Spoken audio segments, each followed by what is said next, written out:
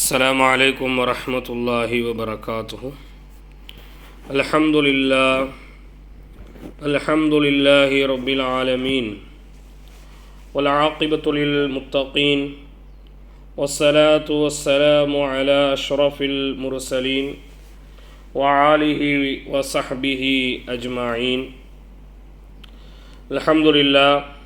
அல்லாஹ்வினுடைய அளப்பெரும் கருணையின் காரணமாக தொடர்ந்து அவாமிலுடைய பாடத்தை நாம் பார்த்து வருகின்றோம்.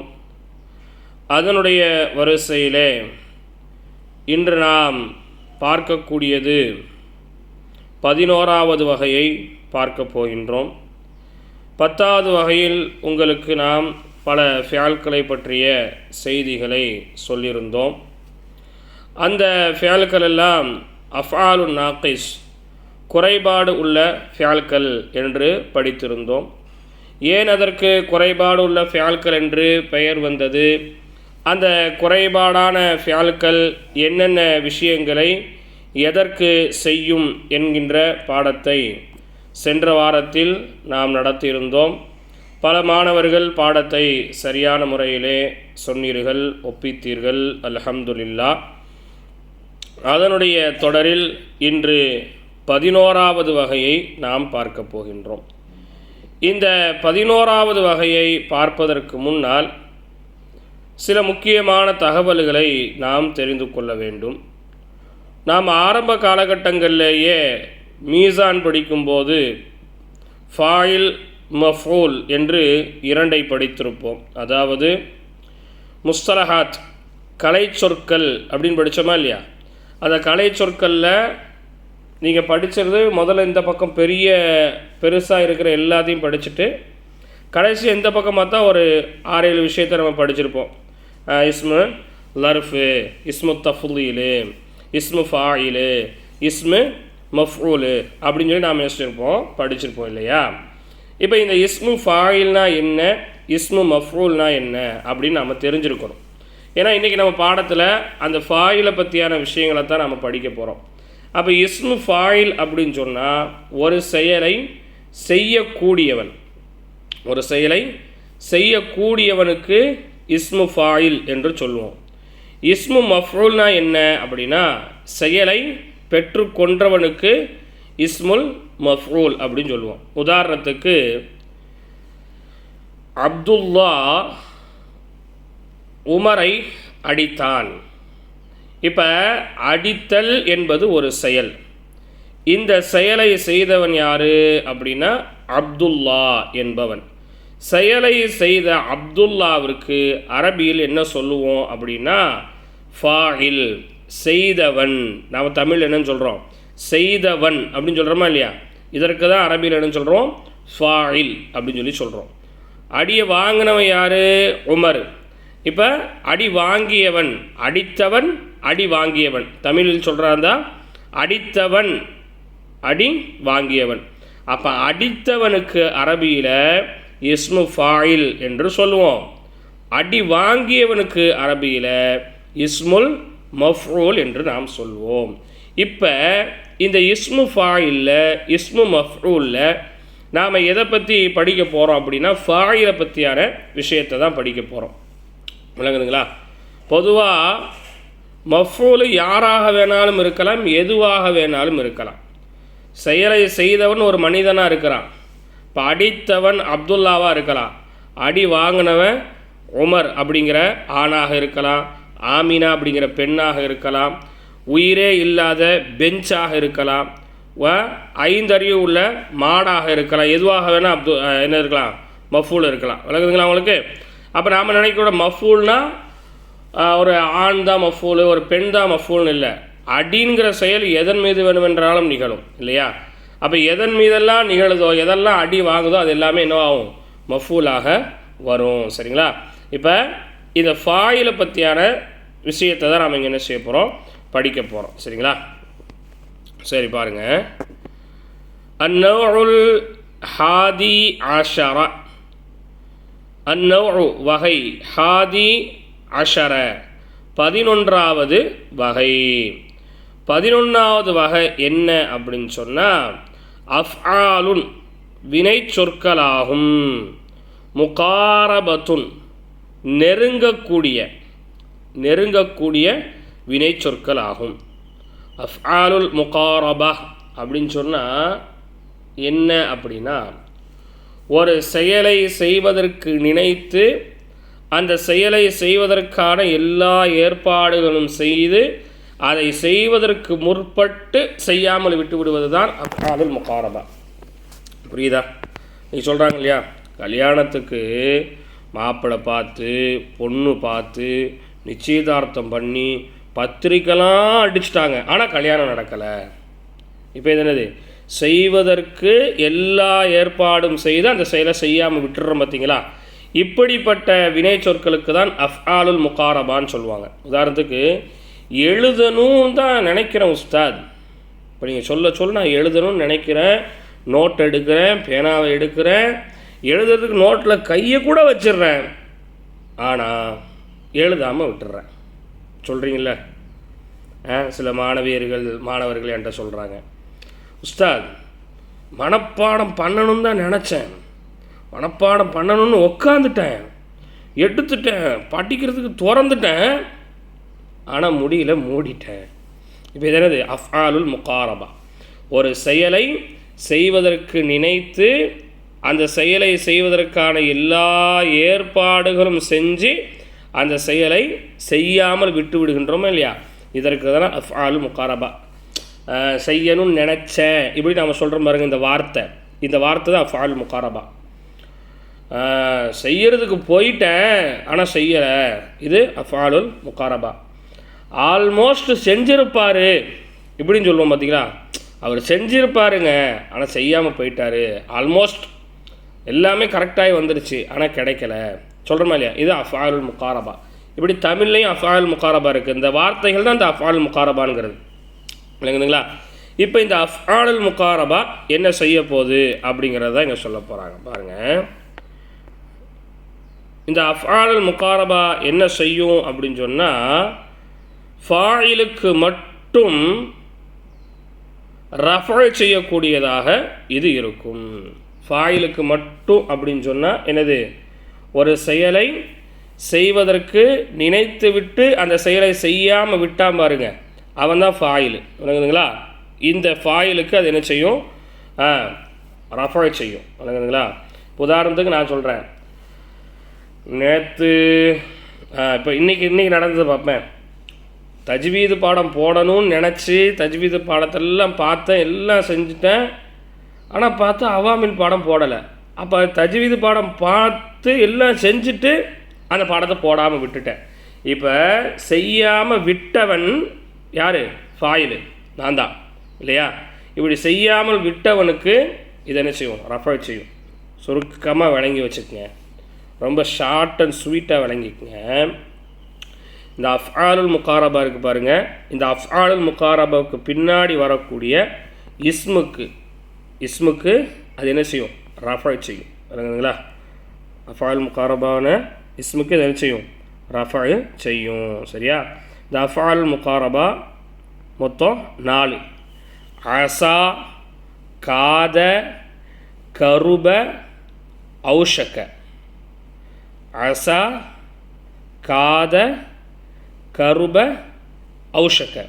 இந்த 4 வார்த்தையும் போன செய்யலை, நினச்ச பண்ணலை, கிட்ட போயிட்டேன் பண்ணலை, இந்த மாதிரியே அர்த்தத்தை என்ன செய்யும்? இது கொடுக்கும், விளங்குதுங்களா? அதுக்கு தான் என்னது? அஃஆலுல் முகாரபா என்று என்ன செய்யப்படும்? சொல்லப்படும்.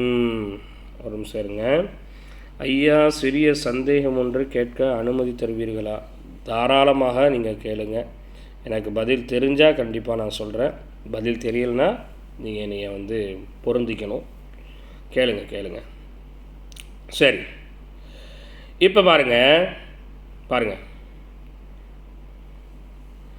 அசா ஜெய்துன். அசா அப்படின்னு சொன்னால் நெருங்கினான் அப்படின்னு அர்த்தம். அசா அப்படின்னா நெருங்கினான். ஜெய்துன், ஜெய்து நெருங்கினான். எதற்கு நெருங்கினான்?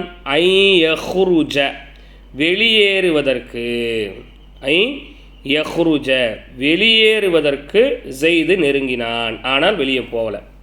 வெளியே போகணும் தான் கிளம்புனேன், அப்புறம் பார்த்தா போகலை, வீட்டில் உட்காந்துட்டேன். இப்போ அசா நெருங்கினான். இப்போ இந்த நெருங்கிய செயலை செஞ்சவன் யார்? போகணும்னு நினச்ச செயல் இருக்கா இல்லையா? இந்த போகணும்னு நினச்ச செயலை செஞ்சவன் யாருங்க? ஜெய்துன். அப்போ ஜெய்து என்பது என்னதுங்க? ஃபாயிலு. ஜெய்து என்பது ஃபாயிலு. விளங்குதுங்களா? அப்போ நீங்கள் தர்கீப் எப்படி சொல்வீங்க? அசா ஃபிஅலு முகாரபா ஜெய்துன் ஃபாயிலு மர்ஃபூஉ. ஜெய்துன் ஃபாயிலு மர்ஃபூஉ. விளங்குதுங்களா? அசா ஃபிஅலு முகாரபா ஜெய்துன் ஃபாயில் மர்ஃபூஉ. விளங்குதுங்களா? வலைக்கும் அஸ்ஸலாம் வரஹ்மத்துல்லாஹி வபரகாத்துஹு. ஐயா இறைவன்.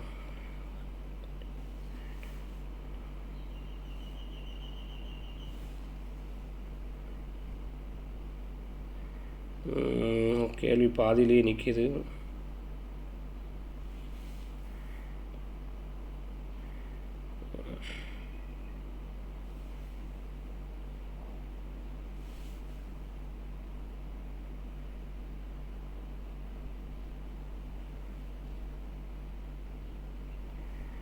உங்களுடைய கேள்வி பாதி தான் தெரியுது, பாதி தெரியலை.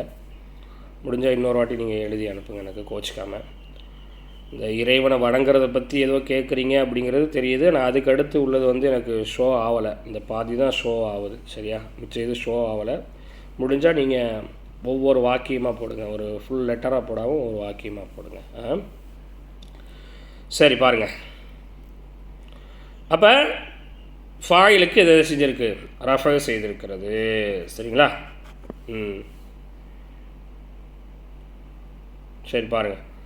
அது மாதிரி பாருங்கள். காத ஜெய்துன், ஜெய்து போனான். ஜெய்து அதான் இந்த மாதிரி தான், நினைத்தான். மேலே உள்ளதுக்கு நினைத்தான் அப்படின்னு கொடுத்தோம். இங்கே போனான். எதற்கு போனான்? யஹ்ருஜ வெளியேறுவதற்கு போனான். ஆனால் போகலை. ஆல்மோஸ்ட் வெளியேறலாம் அப்படின்னு சொல்லி என்ன செஞ்சிட்டான்? போயிட்டான். ஆனால் என்ன செய்யலை? போகலை.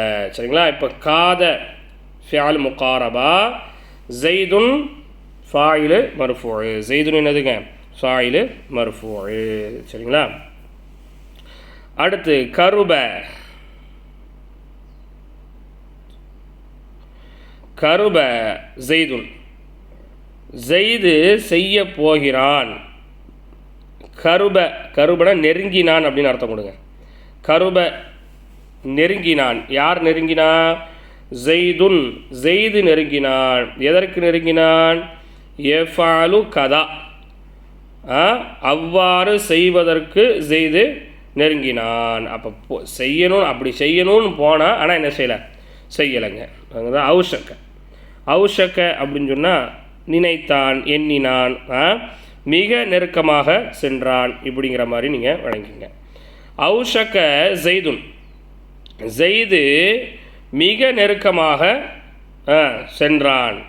எதற்கு? ஐ யஹ்ருஜ வெளியேறுவதற்கு. வீட்டை விட்டு வெளியே போகிறான்னு ரொம்ப வேகமாக என்ன செஞ்சான்? போனான். ஆனால் என்ன செய்யலாம? வீட்டை விட்டு வெளியே போகலை. விளங்குங்களா? இப்படி என்ன செய்யுது? அர்த்தத்தை கொடுக்கும். எது? இந்த 4 ஃபியால்களும். விளங்குதுங்களா உங்களுக்கு? அப்போ இந்த 4 தான் என்னதுங்க?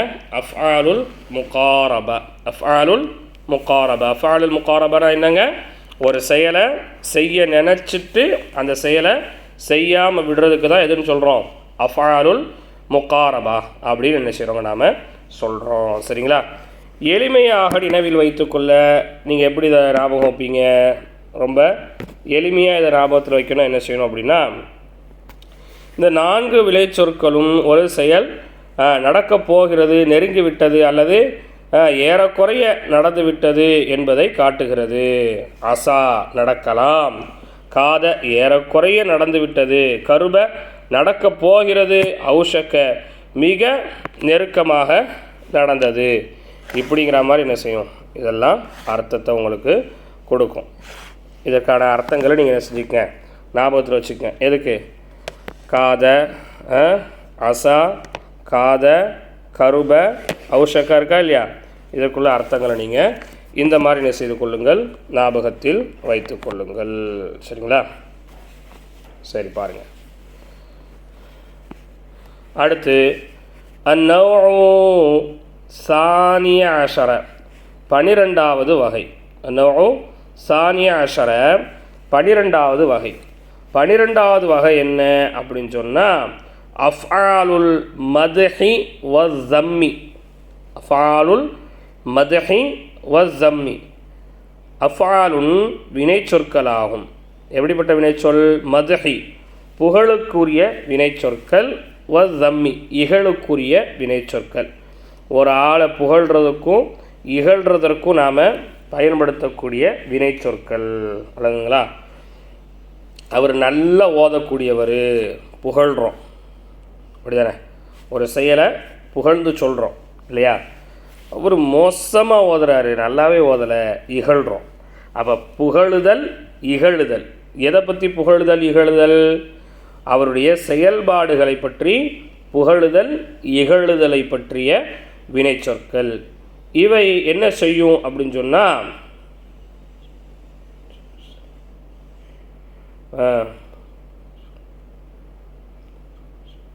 சரி பாருங்கள்.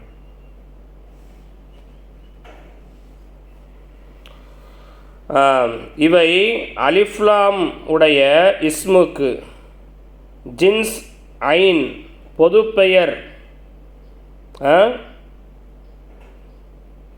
ஃபாயிலாக ஃபாயில் மர்ஃபு ஆகும். சரி, ஓகே. இப்போ என்ன சொல்கிறாங்கன்னு சொன்னால், ஒரு அலிஃப்லாமி மாரிஃபாவை கொண்டு வரக்கூடிய ஒரு பொது பெயர் சொல். அலிஃப்லாமி மாரிஃபாவை கொண்டு வரக்கூடிய பொது பெயர் சொன்னால் என்ன அப்படின்னா, நாம் எதில் படிச்சிருக்கோம் அப்படின்னா, மின்ஹாஜுல் அரபியால் நம்ம படிச்சிருப்போம். என்னன்ட்டு பொது பெயர் சொல், குறிப்பிட்ட பெயர் சொல் அப்படின்னு நம்ம படிச்சிருப்போம். பொது பெயர் சொல்னு சொன்னால் நக்கீரா, குறிப்பிட்ட பெயர் சொன்னால் மாரிஃபா அப்படின்னு படிச்சிருப்போம். இப்போ நக்கீரா அப்படிங்கிறது எப்படி இருக்கும்? லம்மு பெற்று தான் இருக்கும், ரஃபா பெற்று தான் இருக்கும் இல்லையா? கிதாபுன் நக்கீரா, கலமுன் நக்கீரா, கலமுன் நக்கீரா. இப்போ இது எல்லாம் நாம் நக்கீரான்னு படிச்சிருக்கோம். அது மாதிரி மிஃப்தாஹுன், இது எல்லாமே நக்கீரா. மாரிஃபான்கிறத நாம் எப்படி படிச்சிருக்கோம் அப்படின்னு சொன்னால் அல் கிதாபு, அல் கிதாபு மாரிஃபா. அது மாதிரி அல் கலமு மாரிஃபா. இப்படி இதெல்லாம் மாரிஃபா தனிப்பெயர் சொல் அப்படின்னு நாம் படிச்சிருக்கோம். இப்போ இதில் ஒரு சின்ன வித்தியாசம் என்ன அப்படின்னு சொன்னால், அலிஃப்லாமீமை கொண்டு வரக்கூடிய, அதாவது அல்லை கொண்டு வரக்கூடிய சில பெயர் சொற்கள் ஒரு இனத்திற்கு பொதுவாக வைக்கப்பட்ட பெயர் சொல்லாக இருக்கும். ஒரு இனத்திற்கு பொதுவாக வைக்கப்பட்ட பெயர் சொல்லாக இருக்கும். இப்போ பாருங்கள், ரஜுலுன் அப்படின்னா நாம் அதை நக்கீரான்னு விளங்கியிருக்கிறோம். அதே நேரத்தில் அர்ரஜுலு மனிதன், அர்ரஜுலு மனிதன். இப்போ மனிதன் அல்லது அர்ரஜுலு ஆண் அப்படின்னு வச்சுக்குவோம். அர்ரஜுலு ஆண், ஆண்களுக்கு சொல்லக்கூடியது. இப்போ அர்ரஜுலு அப்படிங்கிறது ஒரு ஜின்ஸு. ஒரு ஜின்ஸுனா ஒரு இனத்தையே எடுத்துக்கும். அர்ரஜுலு மணி ஆண் அப்படின்னு சொன்னால் எல்லா ஆண்களும் அதுக்குள்ளே என்ன செய்வாங்க, வருவாங்க இல்லையா? அப்போ ஹாதர் ரஜுலி அப்படிங்கும்போது இந்த ஆண், ஜாலிகர் ரஜுலி அந்த ஆண் அப்படின்னு சொல்லி அது என்ன செய்யும், தனித்தனியாக பிரியுது. இப்போ ஒரு ஜின்ஸுக்கு, ஒரு ஜின்ஸ் இருக்குல்ல, ஜின்ஸ்னால் ஒரு இனத்தையே எடுத்துக்கொள்ளக்கூடிய அலிஃப்லாமீமை கொண்டு வரக்கூடிய அந்த இஸ்முக்கு இந்த மத்ஹ தம்மினுடைய ஃபியால்கள் என்ன செய்யும் அப்படின்னு சொன்னால் அது ரஃபா செய்யும். புரியுதுங்களா?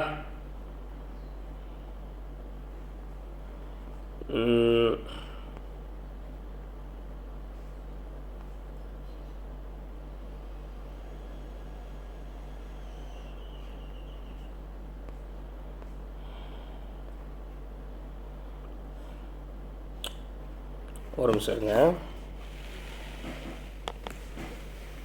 இதுக்கு ஒரு அடி கிதாப் பார்த்துக்கலாம்.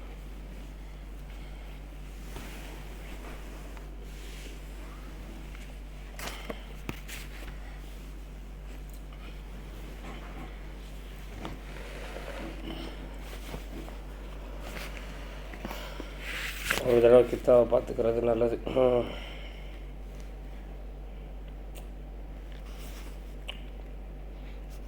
நிஅம ஃபிஅல் மதுஹ ரஜுல் இஸ்முல் ஜின்ஸில் மாரிஃபத்தி பில் ஃபாயில் மர்ஃபூ ஹக்கதா. சரி, ஓகே. இப்போ பாருங்கள், சரிதான். இப்போ பாருங்கள், அர்த்தம் பாருங்கள், உதாரணத்தை பாருங்கள், தெரியும் என்னதுங்களா? நிஅம முதல் வார்த்தை என்னதுங்க? நிஅம. நிஅம அப்படின்னா புகழுதல்னு அர்த்தம். நிஅம அப்படின்னு சொன்னால் என்னதுங்க? புகழுதல். எப்படி புகழ்கிறோம் அப்படின்னா, நிஅமர் ரஜுலு, நிஅமர் ரஜுலு, மனிதன் சிறந்தவன், மனிதன் சிறந்தவன். அந்த மனிதன் யார்? ஜெயிது. இப்போ ஜெயித் என்கின்ற மனுஷன் சிறந்த மனுஷன் அப்படின்னு சொல்லி சொல்கிறோம். சரிங்களா? இப்போ ரஜுலு அப்படிங்கிறது என்னதுங்க? மனிதன். ரஜுலு என்னது? மனிதன். இப்போ இந்த மனிதன் என்பது அலிஃப்லாமீமை கொண்டு வரக்கூடிய ஒரு இனத்தையே காமிக்கக்கூடிய ஒரு பெயர் சொல். மனிதன் அப்படிங்கிற ஒரு இனத்தையே என்ன செய்யுது? காமிக்குது. அது எந்த மனுஷன் அப்படிங்கிற கேள்வி வரும்போது அது எந்த மனுஷன் அப்படிங்கிறதுக்கு பதிலாக ஜெயித் அப்படிங்கிறது அங்கே பெயர் சொல் என்ன செஞ்சிருக்கு? வெளியே தென்பட்டு இருக்கிறது. அப்போ இந்த இடத்துல நிஅம என்பது ஃபிஅல் மதஹ், புகழ்கிறோம். நிஅமங்கிறது என்னதுங்க? ஃபிஅல் மதஹ். ரஜுலுன் அப்படிங்கிறது இஸ்முல் ஜின்சி அல் மஅரூஃபு பில் அலிஃபி வல்லாமி. தர்கீப் இப்படி தான் சொல்லணும். அல் மஅரூஃபு பில் அலிஃபி வல்லாமி. அப்போ நிஅமன்கிறது என்னது? புகழுக்குரிய ஒரு வினைச்சொல்.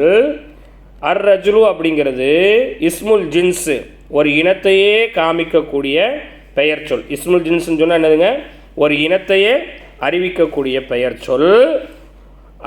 அல் மாரூஃபு பில் அலிஃபி வல்லாமி, இன்னும் அலிஃப்லாமை கொண்டு மாரூஃபாக்கப்பட்டு இருக்கிறது.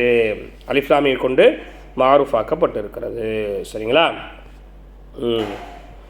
பிஇஸ. இப்போ பிஇஸ அப்படிங்கிறது பழித்தல். பழித்தல் அப்படின்னு சொன்னால் என்னது? இகழ்றது, திட்டுறது. சரிங்களா? பிஇஸர் ரஜுலு, மனிதன் மோசமாகிவிட்டான். யார் அந்த மனுஷன்? யார் அந்த மனிதன்? அம்ரு, அம்ராவான். சரிங்களா? இப்போ பிஇஸ ஃபிஅல் ஜம்மு, புகழ்றதுக்குள்ளது வந்தால் ஃபிஅல் மதஹ், இகழ்றதுக்குள்ளே வந்தால் ஃபிஅல் ஜம்மு. சரிங்களா? அர் ரஜுலு, அர் ரஜுலுக்கு என்ன சொல்லணும்? இஸ்முல் ஜின்சி, இஸ்முல் ஜின்சி அல் மஅரூஃபு பில் அலிஃபி வல்லாமி, அல் மஅரூஃபு பில் அலிஃபி வல்லாமி. சரிங்களா?